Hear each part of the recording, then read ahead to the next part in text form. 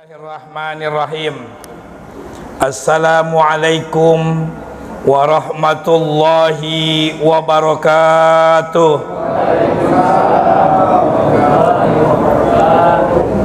Innal hamdalillah alhamdulillahilladzi unzila fihil Qur'an hudal linnasi wa bayyinatin minal huda wal furqan. Wassalatu wassalamu ala sayyidina ummah wa ala alihi wa sahbihi ila yaumal qiyamah. Wa qala Allah ta'ala fil Qur'anil azim wa huwa asdaqul qailin. A'udzu billahi samiil alim. Bismillahirrahmanirrahim. Inna anzalnahu fi lailatul qadr wa ma adraka ma lailatul qadr. Lailatul Qadri khairum min alfi syahrin tanazzalul malaikatu warruhu fiha biidzni rabbihim min kulli am salamun hiya hatta matla'il fajr. Sadaqallahul azim. Wa qala an-nabiy sallallahu alaihi wa alihi wasallam nawiru buyutakum bitilawatil Qur'an amma ba'du. Yang saya hormati dan Allah muliakan Ketua Takmir Masjid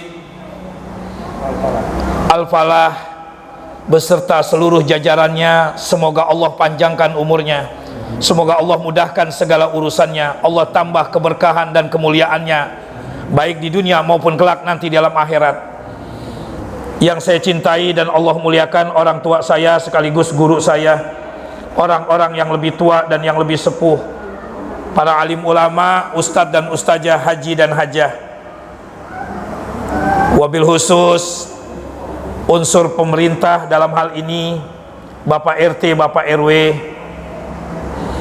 dan yang saya banggakan rekan seperjuangan saya Ustadz Ridwan. Dan di sini juga ketemu lagi, Allah pertemukan dengan Ustadz Qori kita yang baru saja melantunkan. Mudah-mudahan beliau ditambah keberkahan ilmunya, mudah-mudahan semua yang hadir dipanjangkan umur dalam ibadah kepada Allah Subhanahu wa taala. Dan kita sepakat, kita doakan anak-anak yang Allah titipkan kepada kita menjadi anak-anak yang soleh dan solehah. Dan mudah-mudahan seluruh kepanitiaan daripada peringatan Nuzul Quran hari ini, mudah-mudahan Al-Quran membawa kita menjadi manusia yang la'allakum tattaqun. Mohon maaf jikalau tidak terangkai dan tidak tersusun kata, tidak bisa saya sebutkan satu persatu. Namun tidak mengurangi rasa hormat dan cinta saya kepada seluruh jajaran ustadz yang telah mengajar di TKTPA maupun majelis taklim ibu-ibu. Dan saya yakin dan percaya acara ini bisa terjadi karena sebab campur tangan Allah Subhanahu wa taala. Kalau bukan izin Allah tidak akan mungkin terjadi acara ini. Mudah-mudahan masjid ini menjadi saksi atas kecintaan kita dengan Al-Quran.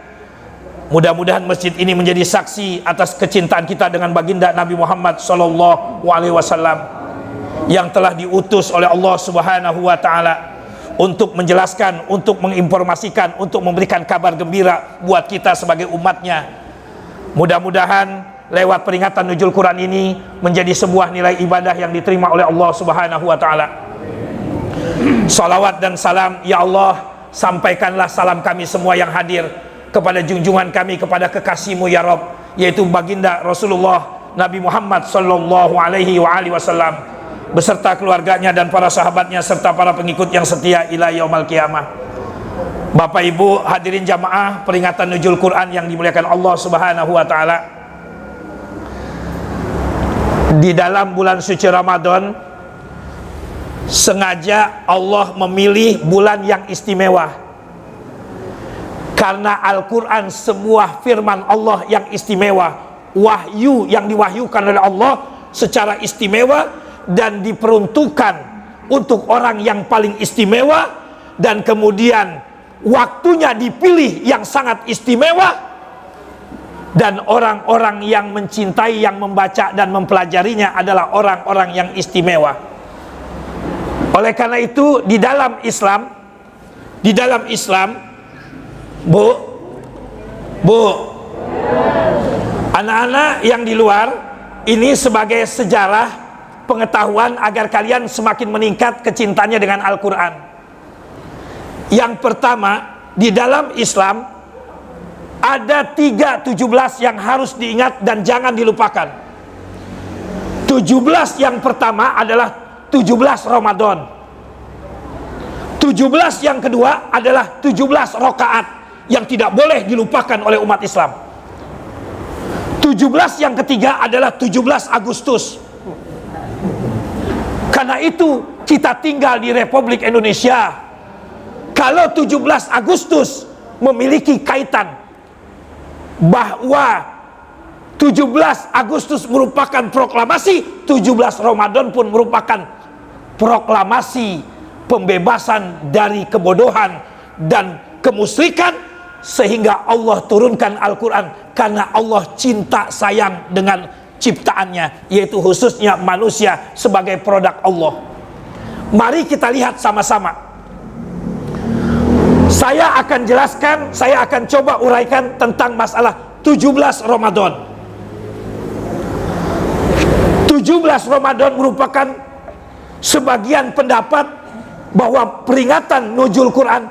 Saya tidak mau mempermasalahkan ikhtilaf perbedaan tentang kapan dan tanggal berapa Al-Quran diturunkan. Yang pasti bersandar kepada Al-Quran bahwa Al-Quran diturunkan pada bulan suci Ramadan dan malamnya malam dengan penuh kemuliaan.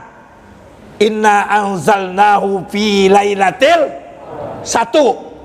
Yang kedua, inna anzalnahu fi lailatil mubarakah. Al-Quran diturunkan pada malam Lailatul Qadar dan malam keberkahan. Mari kita lihat. Yang namanya kitab suci itu sampai kapanpun syaratnya bisa dikatakan kitab suci. Maka apabila manusia sampai detik ini dan sampai kapanpun tidak ada yang sanggup untuk menciptakannya, itu namanya kitab suci. Kalau ada manusia yang mampu menciptakan kitab suci, berarti dipertanyakan kitab sucinya. Karena yang namanya kitab suci tidak ada intervensi dari manusia, tidak punya kepentingan dari manusia. Dan isinya, salah satu yang dikatakan kitab suci itu, isi daripada kitab sucinya berkaitan membicarakan masalah sesuai sejalan dengan fitrah manusia. Kalau ada kitab suci yang bertentangan dengan fitrah manusia, maka dipertanyakan kitab sucinya. Karena Allah turunkan Al-Quran sebagai petunjuk bagi manusia. Semua isinya, program dari Al-Quran, semuanya untuk fitrah manusia. Menunjukkan dan menjelaskan apa-apa yang tidak diketahui. Allah berikan, Allah tunjukkan. Cukuplah Al-Quran sebagai petunjuk, hudan linnas, petunjuk bagi manusia. Apa yang dak kate di Al-Quran? Semua ada. Dari masalah apa? Makanya tiap-tiap segala sesuatu yang apabila disebut di dalam Al-Quran pasti pakam. Perhatikan sama ibu bapak, segala sesuatu yang ada tertulis di dalam Al-Quran pasti pakam. Baik itu makhluk, tumbuh-tumbuhan, binatang, hari, apapun bentuknya. Dari mulai manusia yang mulia sampai manusia dak kate otak, kalau udah disebut di dalam Al-Quran pasti pakam. Fir'aun saking pakam yang ngaku Tuhan, maka diabadikan oleh Allah dalam Al-Quran supaya pelajaran buat kita. Korun, makanya kalau ada sekarang ada orang kaya sombong, terlambat, telat. Korun lebih dulu. Dan kemudian Bapak dan Ibu sekalian, maka kita lihat, kalau sudah bicara masalah nuzulul Quran, nuzulul ini semalam saya dengan Ustadz Qori ini saya mengisi di Taman Sila. Saya bilang nuzulul Quran, nuzul itu artinya turun. Berapa kali? 3. Yang pertama, nuzul yang pertama, Al-Quran Allah turunkan dari Allah langsung ke Lauhil Mahfuz. Tidak ada yang dikasih tahu bagaimana kisahnya. Al-Quran ditaruh di Lauhil Mahfuz, bal huwa Quranil Majid fi Lauhil Mahfuz. Ditaruh Al-Quran oleh Allah di Lauhil Mahfuz. Nuzul pertama.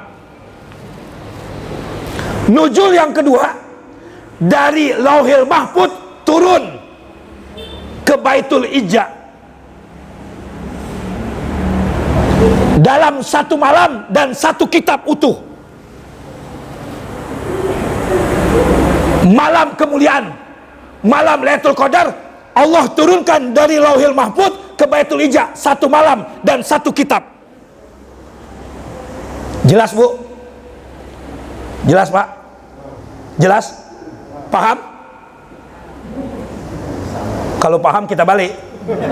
Berarti lah paham galau. Nih, yang kedua. Yang ketiga, dari Baitul Izza nuzul lagi kepada Rasulullah Shallallahu Alaihi Wasallam.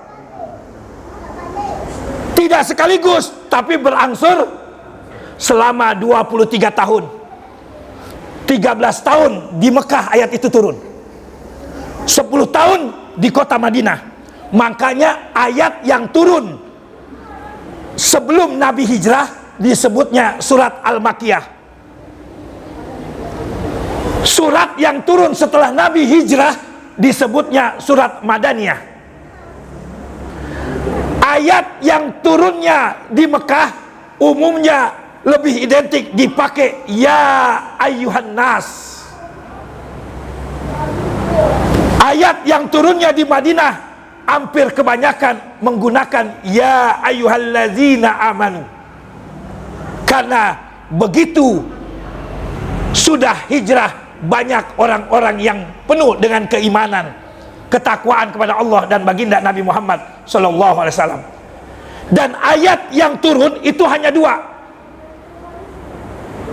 Dalam pengertian ulama, ayat yang turun itu cuma dua, Pak. Ayat yang tercipta dan ayat yang terucap.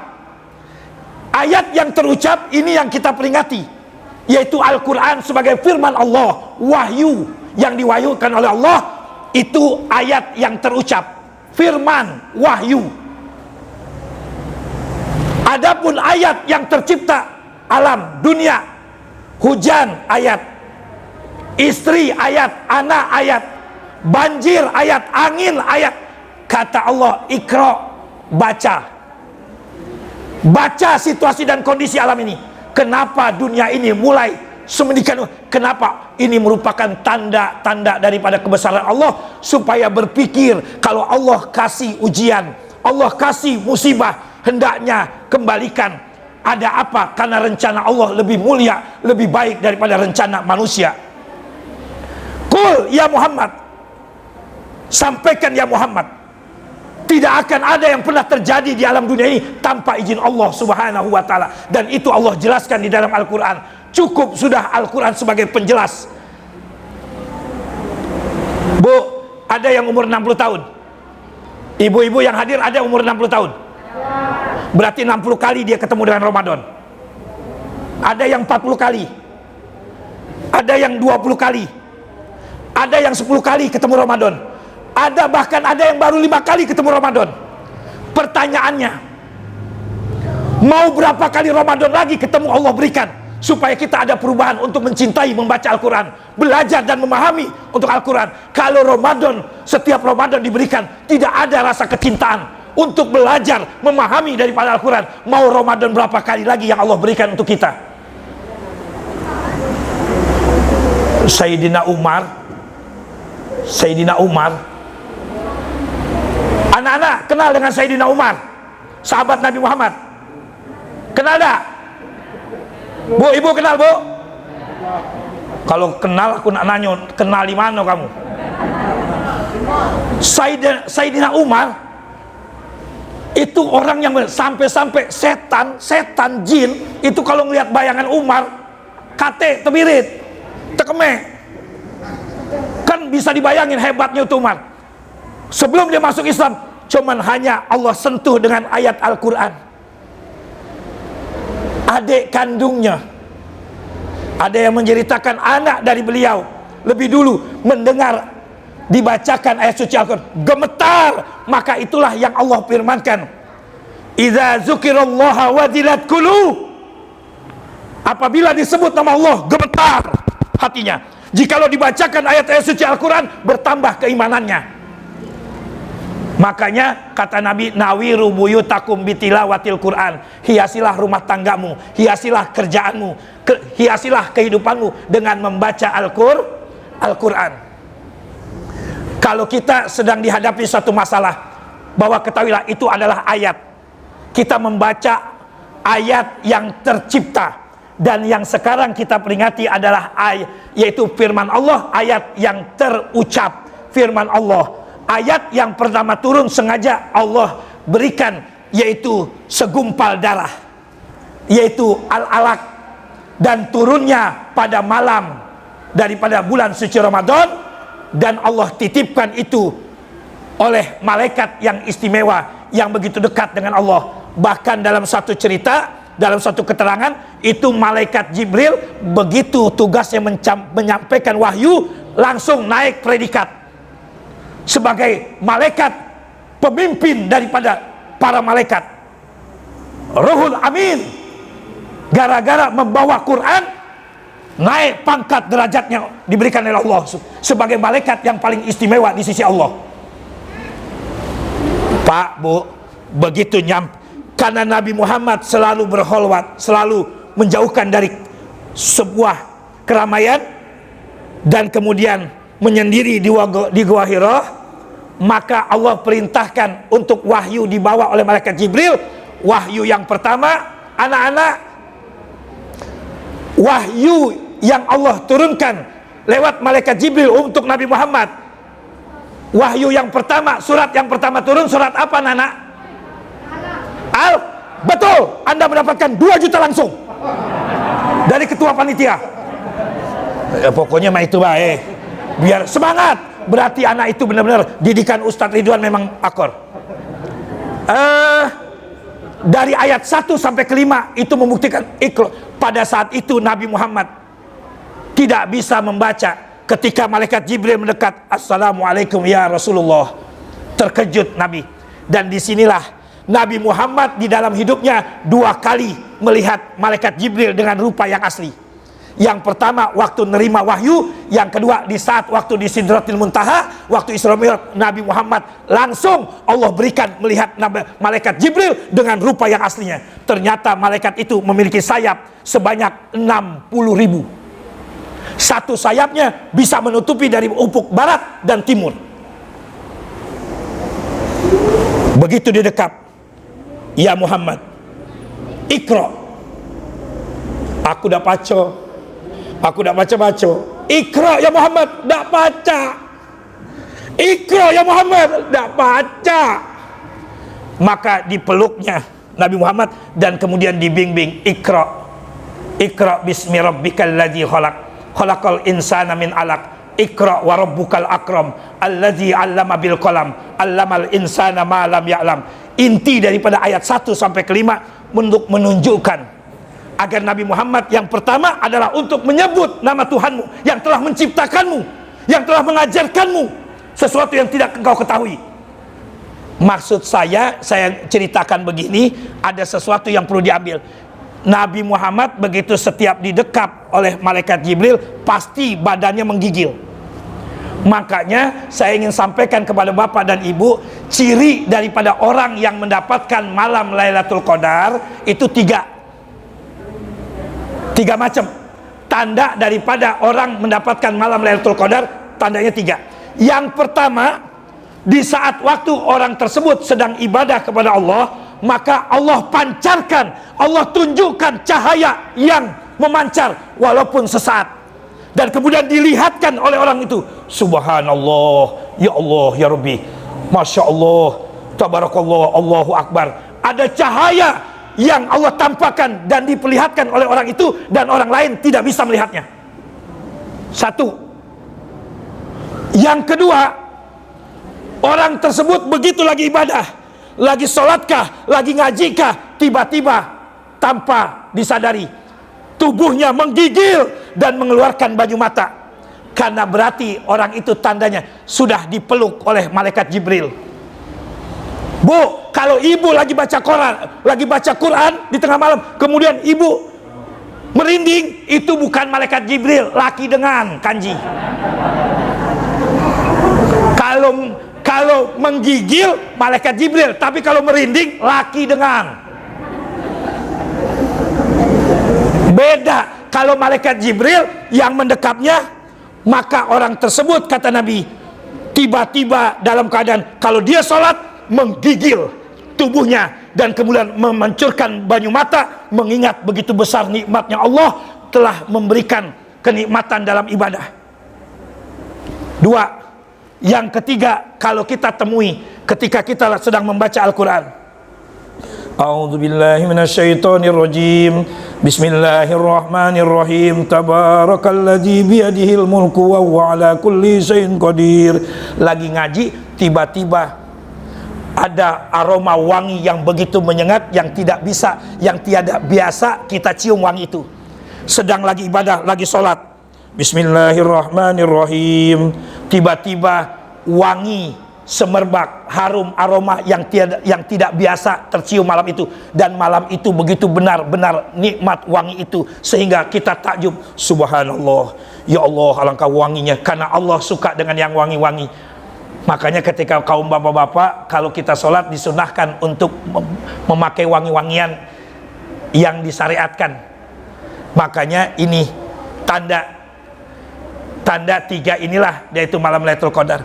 Dan kemudian Allah sempurnakan Al-Quran yang terakhir, surat yang terakhir, yaitu ada di dalam surat Al-Ma'idah. Artinya Al-Ma'idah itu hidangan. Al-Yauma akmaltu lakum. Dan ingat Pak, ayat ini di dalam surat Al-Ma'idah, sengaja Allah, pada hari ini aku sempurnakan bagimu nikmat yang Allah berikan. Dan ingat Pak, di akhir ayat ini, aku ridho. Allah kalau udah ridho, aku ridho agama Islam bagimu. Allah ridho kalau Islam, kita ditentukan, ditakdirkan di Yaumul Mahfud bahwa kita lahir ke alam dunia menjadi umatnya Nabi Muhammad Sallallahu Alaihi Wasallam. Makanya Bu, aku nanya Bu, nikmat yang paling besar dari Allah apa Bu? Ada satu nikmat yang Allah berikan yang begitu besar. Nikmat apa Pak? Nikmat? Belum. Anak-anak, hadiah langsung. Ada satu nikmat yang Allah berikan kepada kita di atas segala-galanya. Nikmat apa? Langsung. Bu, langsung hadiah saya, HP terbaru. Apa Bu? Apa? Itu SD. Ada salah satu nikmat yang Allah berikan yang begitu tinggi nilainya, yaitu nikmat menjadi umatnya Nabi Muhammad Sallallahu Alaihi Wasallam. Dak kate guno pinter ini pinter itu, tapi tidak menjadi umatnya Nabi Muhammad. Karena ada satu keistimewaan umatnya. Mana? Karena di dalam bulan suci Ramadan ada salah satu malam yang lebih mulia daripada 1000 bulan, yaitu yang disebut dengan malam Lailatul Qadar, dan itu Allah peruntukkan untuk umatnya Nabi Muhammad Sallallahu Alaihi Wasallam. Jikalau ada orang yang beribadah malam itu, malam Lailatul Qadar, kalau dia baca Al-Quran, maka pahalanya lebih baik daripada 1000 bulan. Kalau dia ibadah, banyak ibadah. Makanya Pak, di malam ini Bu, sampai malam terakhir, jangan kau matikan Qiyamul Lail, hidupkan terus. Begitu sahur, mohon maaf ya Pak, mohon maaf Pak ya, bukan aku ngecilin kamu. Terus terang, kalau di bulan suci Ramadan itu tidak ada yang bisa menandingi pahala yang Allah berikan kepada betino. Makanya kalau di Ramadan itu betino lebih unggul pahalanya. Mana buktinya Pak Ustadz? Lihat, siapa yang duluan bangun jam 2, setengah 3 ngangutin sayur? Betino, lanang. Betul Bu? Begitu habis makan sahur, betino baku hantam ibadah, nyuci piring setumpuk, lanang. Betul Bu? Cuman ibu kira-kira kalau ibu ngambil keberkahan, jangan suka dewean supaya rumah tangga penuh keberkahan. Ibu begitu bangun langsung ke kamar mandi, Allahumma inni a'udzubika minal hubusi wal hobais. Yang pertama disunahkan apa Nabi kalau masuk ke WC yaitu cuci tangan. Cuci tangan. Nabi kalau bangun tidur yang pertama itu cuci tangan, karena tangan ini kadang-kadang nggak tahu gawenya kalau malam.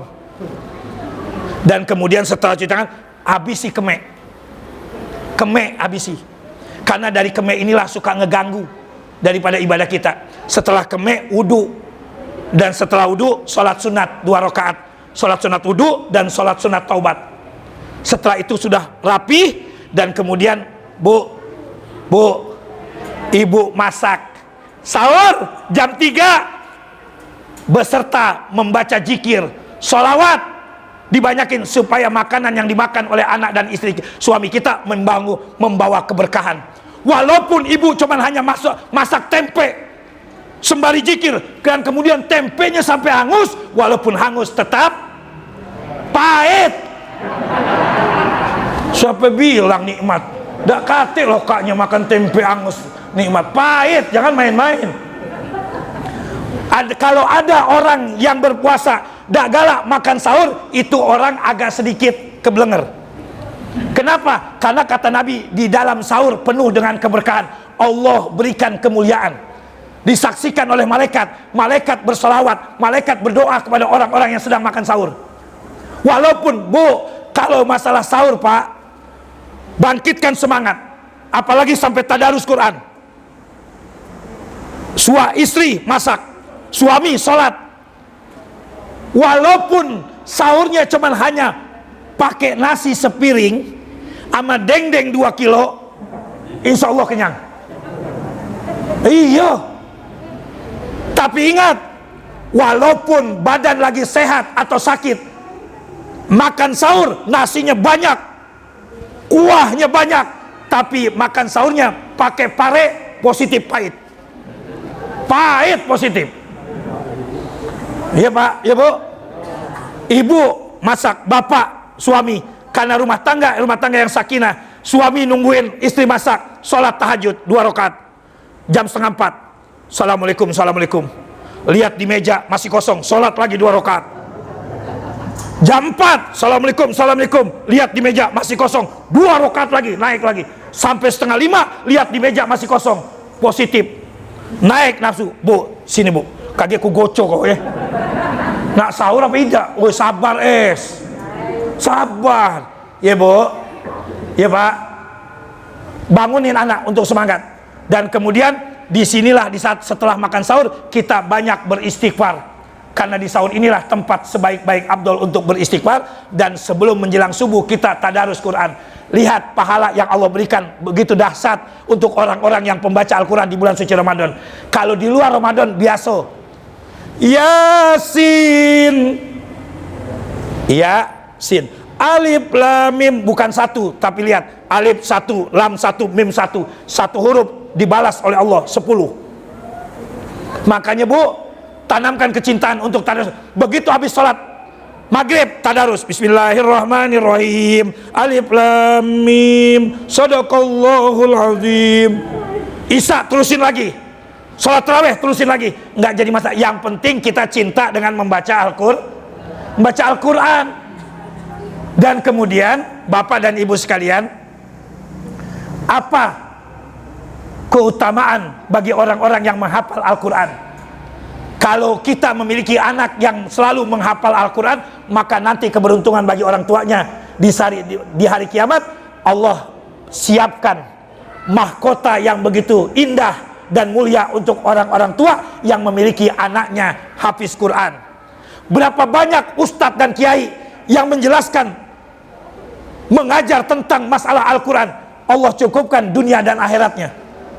Berapa banyak qori yang pandai melantunkan ayat suci Al-Quran dengan penuh irama, hidupnya Allah jamin, Allah muliakan di dunia dan di akhirat. Tidak ada keraguan di dalam Al-Quran. Oleh karena itu, di antara salah satu yang sedang kita amalkan isi Al-Quran adalah siam, kita berpuasa. Kenapa kita disuruh puasa? Petunjuk Allah memerintahkan demikian. Kutiba alaikumusiyam.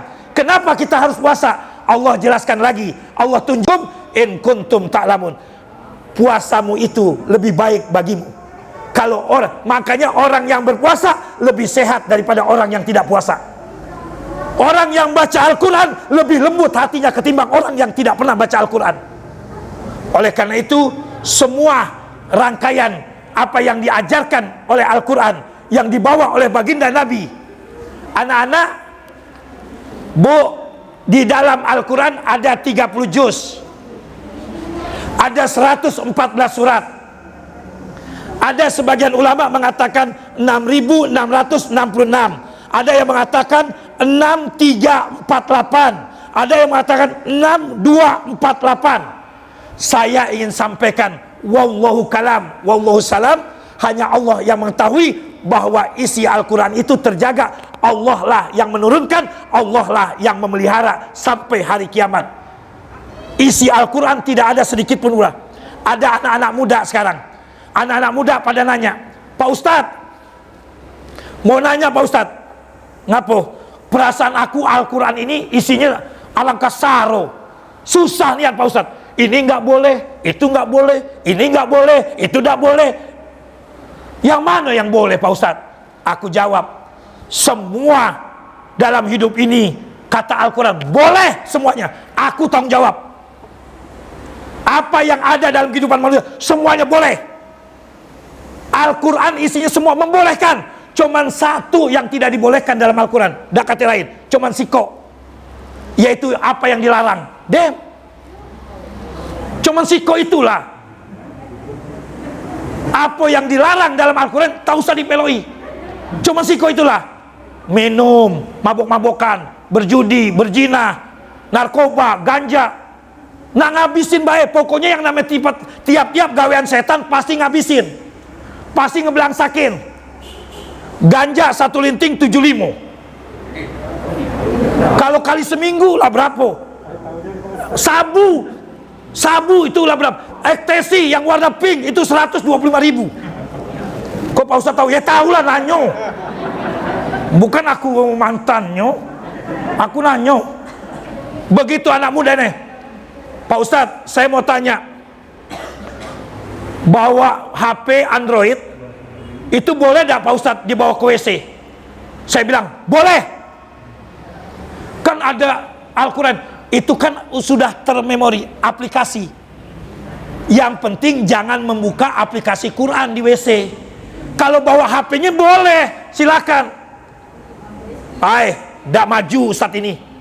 Apa dia? HP yang ada Qurannya ndak boleh dibawa masuk. No. Sekarang aku nanya, Pak, kamu hafal surat Al-Fatihah? Hafal? Kulhu? Hafal? Auzubirobinas, hafal, kuliah, hafal. Kage, kalau bapak nak ke WC, tinggal pala bapak di luar, jangan dibawa masuk. Lah kan sudah ada di memori sini, ya jangan dibawa. Begitu nak masuk WC, nah tinggallah dulu pala bapak.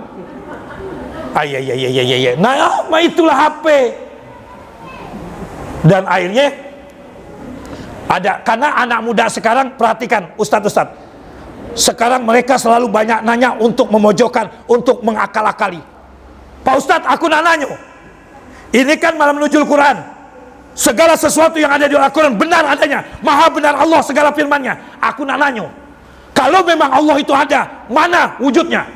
Segala sesuatu yang ada itu ada wujudnya. Yang kedua Pak Ustadz, bahwa setan itu, iblis itu dari api, dan kelak nanti kembalinya akan dimasukkan ke neraka api. Api dengan api, dak kan ado, dak kate gawe Tuhan nak masukin iblis ke api. Yang ketiga, Pak Ustadz, aku nak nanya, apa itu takdir? Nih mamang ini begitu. Apa itu takdir? Kati sini dulu, pang. Ngapa Pak Ustadz? Ida, kamu tuh nanya tadi dak kate aku nih kan. Oh ngapa Pak Ustadz menampar aku? Itulah jawaban dari pertanyaan kamu yang 3. Kamu sakit, tunjukkan sakitnya dengan aku. Mana bentuk sakit? Nah bentuk sakit aja kamu nggak bisa nunjukin, apa lagi bentuk Allah, wujud Allah. Tapi kamu rasakan itu sakit, tapi kamu tidak bisa nunjukin. Nah, ini kulit tangan aku, kulit bukan? Kulit. Rai kau, kulit. Ngapo kau ngerasain sakit?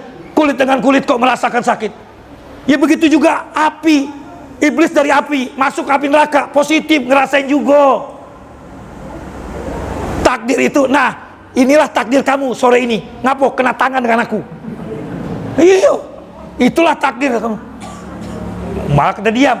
Dan akhirnya kesimpulannya daripada peringatan nuzul Quran pada sore hari ini, saya mohon doanya, mudah-mudahan saya tetap sehat, karena dari sini saya harus mengisi di Ahsani Takwim, dan kemudian nantinya habis sholat tarawih saya harus ke Patigalung, dan ini semua peringatan nuzul Quran. Dan sore ini sebetulnya saya harus ada di Timbangan 32, tapi saya memilih di Nurul Falah karena memang di Timbangan 32 memang tidak kati undangannya.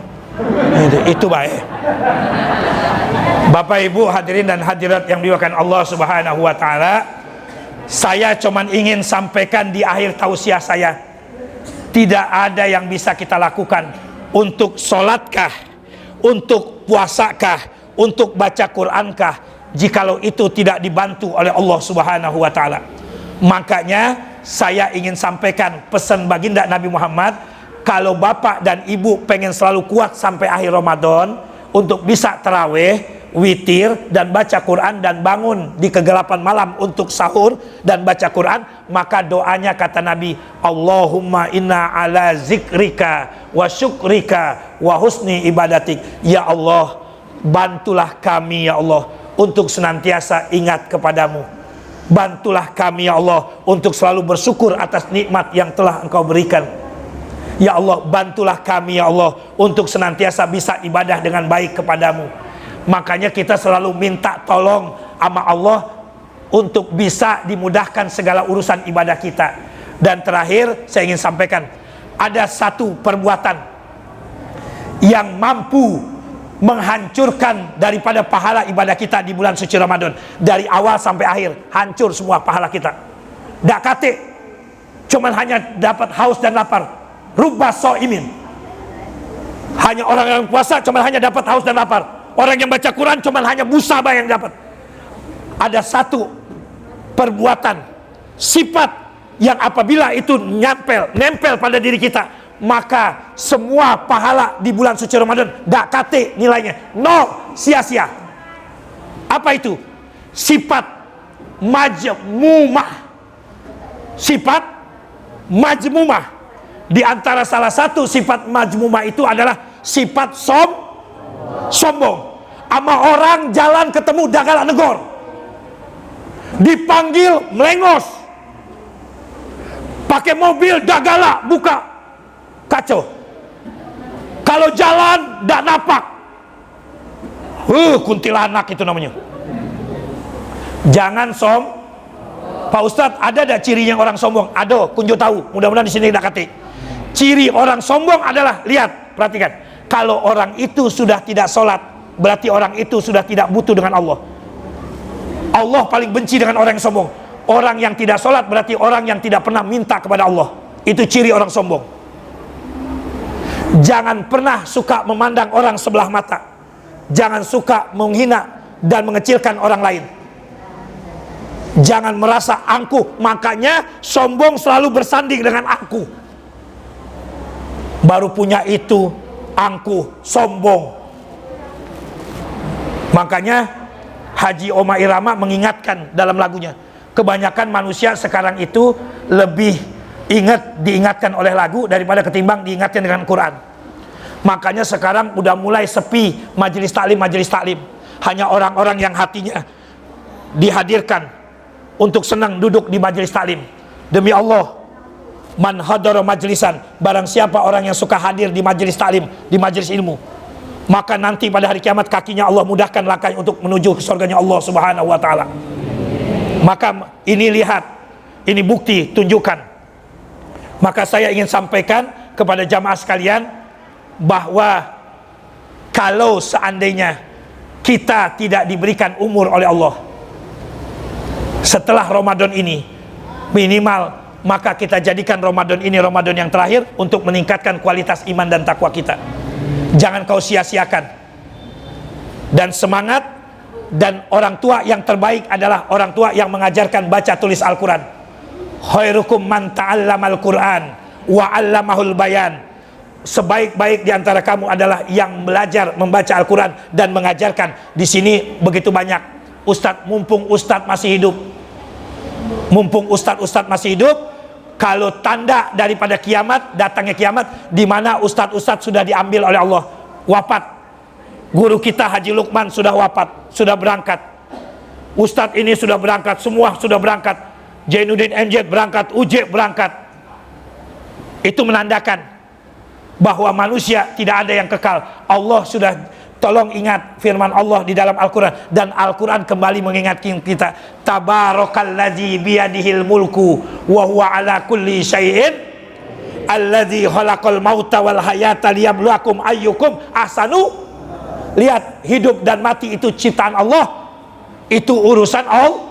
Allah ciptakan mati dan hidup untuk melihat siapa di antara kamu ahsanu amala, siapa di antara kita yang paling banyak amalnya.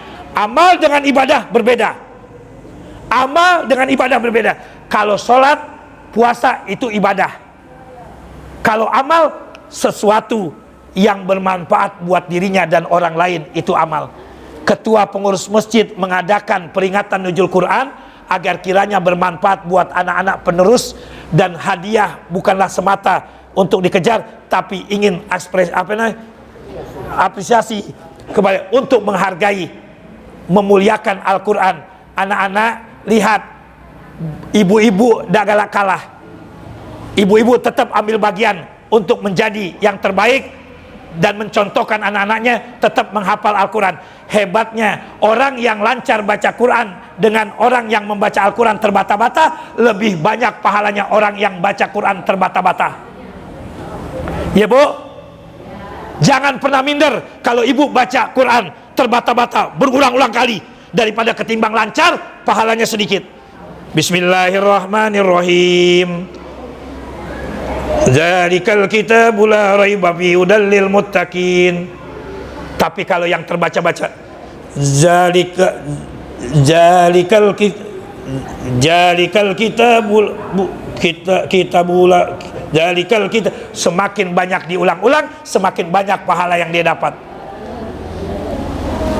Bapak dan Ibu sekalian, mari sama-sama kita ambil kemuliaan dengan nantinya, baik dari mulai malam ini, malam yang ke-19, maka kita gunakan dengan sebaik-baiknya. Al-Quran kita jadikan petunjuk dan imam kita, sandaran kita. Jikalau ada masalah apapun, kembalikan kepada Al-Quran, dan sesuai daripada hadis Rasulullah, aku tinggalkan dua perkara kepada umatku, di antaranya yaitu Al-Quran dan Sunnah. Dan apabila umatku berpegang teguh dengan dua ini, maka dia akan selamat di dunia dan selamat di akhirat. Itu makanya kita harus, dan jangan Al-Quran dijadikan hiasan di rumah. Ketika menikah jadi mas kawin, setelah udah nikah tidak dibaca-baca lagi. Dan mohon maaf ibu-ibu dan bapak-bapak yang sudah terlanjur membaca Al-Quran, saya cuma ingin ngasih masukan, jangan pernah sekali-kali membaca Al-Quran, belajar membaca Al-Quran tidak dengan guru yang ahlinya. Siapa yang belajar membaca Al-Quran tanpa guru, maka lihat, dia tidak memperhatikan hukum tajwidnya, maka Al-Quran nanti ada dua hal. Ada datang sebagai syafaat buat orang yang membacanya, ada Al-Quran datang pada hari kiamat untuk melaknat daripada orang-orang yang telah membaca Al-Quran di saat waktu hidup di alam dunia, yang tidak memperhatikan panjang pendeknya, huruf makhraj dan tajwidnya. Maka hati-hati. Oleh karena itu, mumpung masih ada guru-guru kita, kalau belajar membaca Al-Quran harus ada yang memperhatikan, ada gurunya yang bertanggung jawab, agar kiranya kita terbebas dari dilaknat daripada Al-Quran itu sendiri. Itulah segala gambaran. Dan bahkan kita nggak pernah tahu, dan sampai detik ini dirahasiakan, kita matinya di mana, bagaimana keadaannya, kapan, itu dirahasiakan. Makanya kita terus mempertahankan untuk meninggal, mati, wafat dengan yang terbaik, yaitu husnul khotimah. Ciri daripada orang yang meninggal husnul khotimah adalah satu, begitu dia meninggal ada keringat di keningnya, basah, agak berkeminyakan. Yang kedua, ada banyu mata menetes di pelupuk matanya. Itu ciri orang yang mati dalam keadaan husnul khotimah. Yang ketiga, hidungnya sedikit mekar karena telah Allah ciumkan wangi sorga kepadanya. Pak Ustadz, tetangga aku memang hidungnya mah itu, tidak, pasti ada bedanya. Ciri daripada orang yang meninggal dan kemudian demi Allah, mohon maaf Pak, demi Allah, tolong pegang omongan saya.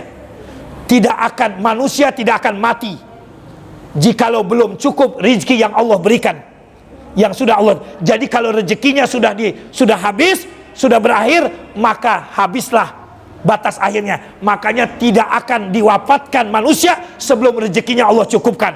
Maka jangan pernah takut. Inilah kesempatan kita. Dan ingat, Allah mematikan manusia itu sesuai dengan kebiasaan waktu hidupnya. Kalau dia biasa ngaji, nggak jauh matinya dari tempat pengajian. Kalau orang itu sedang ke kalangan, nggak jauh matinya di tempat kalangan. Kalau nggak berangkat atau balik. Kalau orang itu senang dengan memancing, nggak akan jauh matinya dari tempat pancing. Kalau orang itu senang maksiat berjoget, nggak jauh matinya di saat waktu berjoget atau habis joget. Kenapa? Allah sudah perlihatkan saya melihat, nggak perlu saya sebutin di mana tempatnya.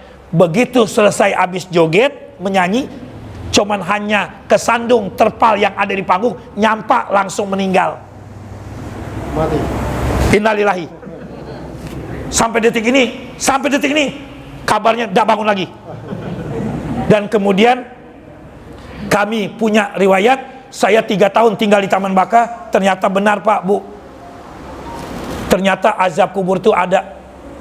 Karena saya begitu melihat dulu di tahun 2004, 2005, saya ditinggal di Taman, begitu lagi mau ngubur, itu 1 jam ngegali kuburan dalam-dalam. Sama itu sedengkul, dalam, udah 2 jam, begitu masih. Maka di stop. Begitu saya tanya, siapa yang meninggal? Preman Pak Ustadz. Wow, tukang ngebunuh, tukang berzina. Begitu meninggal, begitu nak digali 1 jam 2 jam masih sedengkul, dalam. Ini. Dan yang kedua, saya melihat begitu mau dimasukin, sudah berkali-kali kuburan itu dilebarin, digali, masih tidak bisa. Begitu mau diturunin, masih nggak bisa. Maka di situ, subhanallah, maha benar Allah dengan segala firman-Nya, apa yang telah difirmankan Allah di dalam Al-Quran. Dan demi Allah, wa'azab, kata Allah, Allah tidak akan mengazab seorang hamba yang senantiasa masih datang kepada Allah, memohon ampun kepada Allah. Maka inilah saatnya kita banyak memohon ampun. Wasari'u ila magfiratim mir rabbikum. Segeralah memohon, segeralah datang kepada Allah memohon ampunan, bahwa ampunan Allah begitu luas. Begitu saya lihat, karena meninggalnya sudah dari jam 3, jam setengah 6 masih belum bisa dikubur, maka saya bilang, tekan kate. Begitu ditekan, rek, bunyi Pak tulang-tulangnya, burak, tutup, burak. Maksud saya, ternyata azab kubur itu ada, ternyata nikmat kubur juga ada Pak. Makanya ada orang yang sekian tahun jasadnya masih utuh, itu mendapatkan nikmat kubur. Biasanya orang tersebut, satu, penghafal Al-Quran, orang yang selalu cinta dengan membaca Al-Quran, dipelihara oleh Allah tubuhnya tuh. Dan kemudian kalau orang suka mengamalkan surat Tabarok, surat Al-Kahfi, maka lihat waktu wafat akhirnya Allah keluarkan wangi yang begitu semerbak di saat waktu dimandikan. Oleh karena itu, dan kemudian tolong anak-anak, di akhir tausiah saya, Al-Quran melahirkan manusia yang berakhlakul karimah. Jangan sampai kalian hafal Quran tapi tidak kate adab dengan Al-Quran. Jangan sampai kita bisa baca Quran, menghafal Al-Quran Bu, tapi tidak kate akhlak dengan Al-Quran. Yang paling terpenting adalah bagaimana kita adab kita dengan Al-Quran. Karena terus terang, belum lama ini saya melihat dengan kepala mata saya sendiri, seorang ustadz, saya nggak perlu sebutin ustadznya, seorang ustadz memimpin surat Yasin dengan setiap kebetannya diganjel dengan telapak kaki. Seorang ustadz memimpin saya mau tegur mak mano, dak ditegur saya cuma hanya istighfar. Memimpin Yasin, setiap kebetan dia ganjil dengan jari kaki. Allahu Akbar. Ini orang tidak punya akhlak dengan Al-Quran. Makanya kalau ada ibu-ibu nerima undangan pernikahan, ada kalimat bismillahirrahmanirrahim wa min ayatihi, tolong jangan kau campurkan dengan sampah. Gunting taruh di tempat yang paling tinggi, yang paling mulia. Kau muliakan Al-Quran sehingga hidupmu akan menjadi mulia. Kalau orang yang tidak punya adab dan akhlak dengan Al-Quran, tunggu azab Allah Subhanahu wa ta'ala. Jangan biasakan Al-Quran bergabung dengan sampah di rumah. Muliakan kalimat bismillah, karena Al-Quran yang 30 juz tersusun menjadi ayat kursi. Ayat kursi tersusun lagi menjadi kalimat bismillahirrahmanirrahim, Al-Fatihah, bismillah, dan kemudian kalimat ba. Bismillahirrahmanirrahim itu kesimpulan daripada isi daripada Al-Quran. Maka setiap segala satu perbuatan hendaknya sesuai dengan firman Allah yang pertama, Iqra bismi rabbikal ladzi khalaq, menyebut dengan nama Tuhanmu yang telah memberikan pengetahuan. Oleh karena itu anak-anak, tolong jaga akhlak.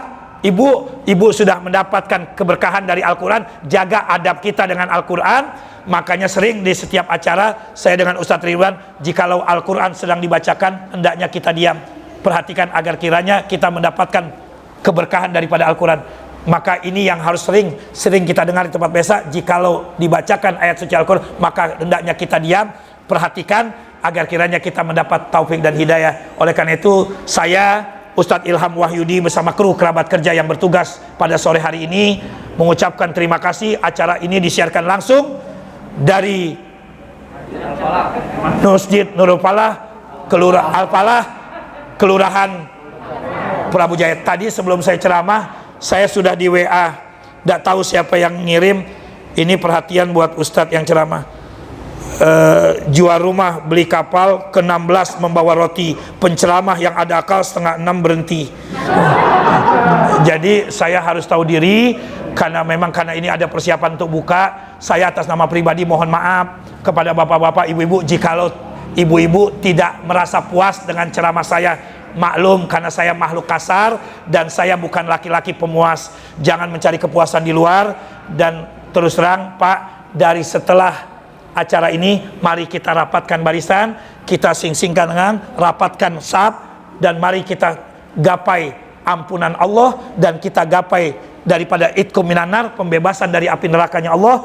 Dan mudah-mudahan Ramadan ini dengan Al-Quran yang Allah turunkan, yang Allah berikan, semoga hidup kita semakin mengerti dan paham dan lebih tambah berkah, dan kita sesuai yang diharapkan Allah, yaitu la'allakum tattaqun. Kenapa? Karena Allah kepengen kita semua pengen masuk ke dalam sorga. Karena kampung halaman kita, mudik kita yang paling sesungguhnya adalah balik ke sorga. Karena kita berasal dari sorga, Allah pengen kita semua masuk ke dalam sorga. Kalau ada orang yang tidak bisa masuk ke dalam sorga, berarti orang itu tersasar, dan dia terjatuh dan tidak bisa bangkit lagi. Oleh karena itu saya ingin sampaikan bahwa orang di sorga itu, satu, tidak ada nenek-nenek dan kakek-kakek. Yang kedua, di sorga dak kate yang berkacamata. Mohon maaf, jangan tersinggung. Di sorga tidak ada yang berkacamata, karena begitu dia meninggal kacamata sudah dak melok. Dak akan mungkin nak melok terus. Oleh karena itulah gambarnya. Insya Allah saya yakin dan percaya semua yang hadir ini akan masuk sorga semuanya. Cuman orang yang pertama kali dimasukkan sorga oleh Allah adalah penceramah. Itulah. Tidak percaya, tidak, aku yang ngeju tahu. Dan Bu, ingat, kalau ada bapak-bapak dan ibu-ibu yang memberikan bukaan orang yang berpuasa, maka tolong Pak ingetin, pahala orang yang memberikan makan orang yang berbuka mengalahkan pahala dari pahala yang lain. Orang yang baca Quran kalah pahalanya. Orang yang tahajud, witir, sholat tobat, dan kemudian dia istighfar, kalah dengan pahala orang yang memberikan makan di saat waktu orang itu berbuka, memberikan makan dari harta yang halal, itu lebih di atas segala-galanya. Maka jangan pernah takut kalau di masjid ini ada orang yang berbuka, siapkan enju yang paling lemah. Kalau dakate cari, makanya suka pembagian takjil. Kalau dakate, kalau pengen berkah lagi, bawa makanan yang banyak, enju penceramah. Ayo kalau ada, kalau dakate sudah. Terima kasih atas segala perhatian. Mohon maaf atas segala kekurangan. Kepada Allah kami mohon ampun. Aqulu qouli hadza astaghfirullahal azim li wa lakum wa lisairil muslimina wal muslimat wal mu'minina wal mu'minat fastaghfiru innahu wal ghafurur rahim. Subhanakallahumma wa bihamdika asyhadu an la ilaha illa anta astaghfiruka wa atubu ilaik. Subhana rabbika rabbil izzati amma yasifun, wassalamu alal mursalin, walhamdulillahi rabbil alamin. Taqabbalallahu minna wa minkum. Wassalamualaikum warahmatullahi wabarakatuh.